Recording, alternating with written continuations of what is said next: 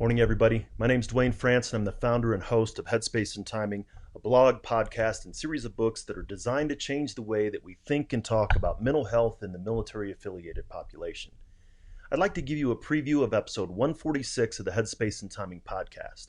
In this episode, I have a conversation with the courageous veteran and military spouse, Annette Whittenberger. Annette's been open and honest about her experiences with mental health and transition out of the Army. Here's a short preview of our conversation. To start off with, Annette shares her story about how she came to start addressing her own mental health concerns and then to start speaking publicly about her situation.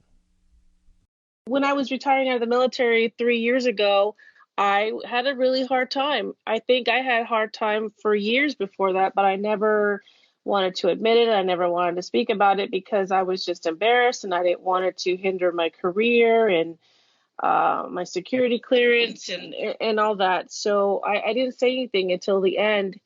And when I was really having a hard time, I decided to start writing about it.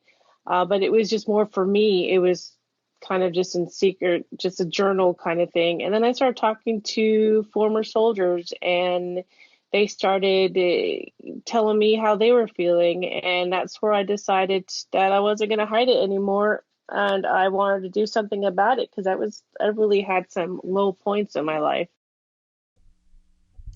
Now, Annette's been encouraged about the response to her writing and speaking about her experiences. In this clip, she talks about how some have responded to her attempts to reduce the stigma against seeking support. Over time, I've had people who were surprised, that had no idea, and then people who understood, and then I had strangers reaching out to me, and that's when I was like, oh my gosh, this is bigger than what I had imagined and what I thought it would be. But they are what kept me doing this because I knew that there was a reason that I was sharing my story. As a commissioned officer in the Army, like any leader, Annette acknowledges that she would have encouraged her own soldiers to seek help for psychological concerns while not addressing her own. This is pretty common among many veterans.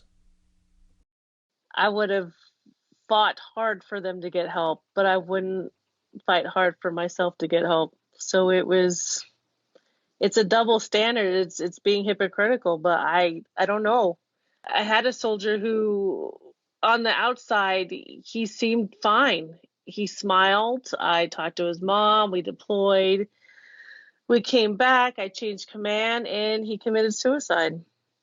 And it's little things like that that I will always have in the back of my mind as to why I have to speak out about it, because we're not okay.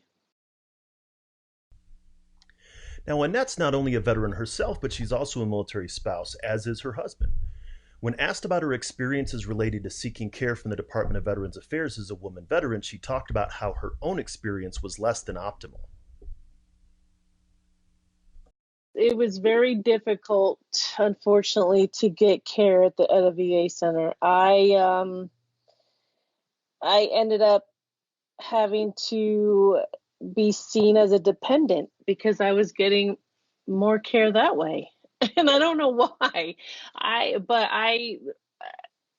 It was just so surprising. I was dumbfounded to see how hard it was. And, okay, I'm a dependent, so I can be seen better, or I can get more access to appointments than I was as a veteran. That's not fair.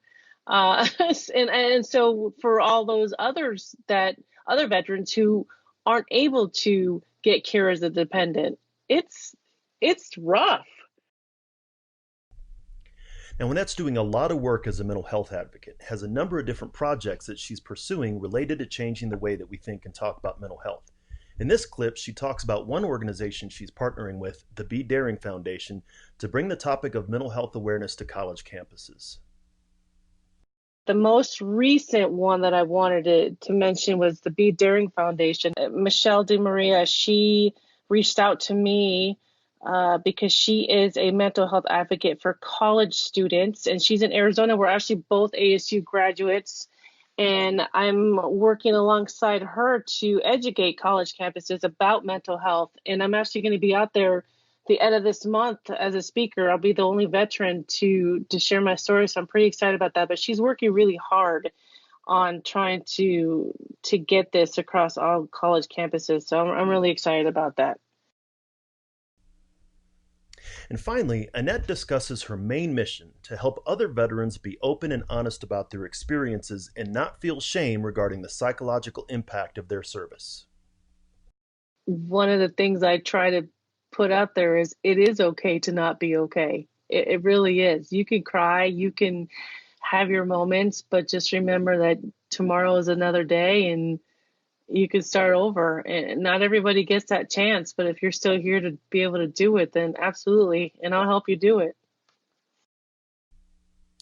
Now, Annette and I talk a lot more in the longer conversation. We talk about how it was her daughter who finally convinced her to get help, her experiences, as a dual military service member, and the other work that she's doing to address the stigma against seeking mental health treatment.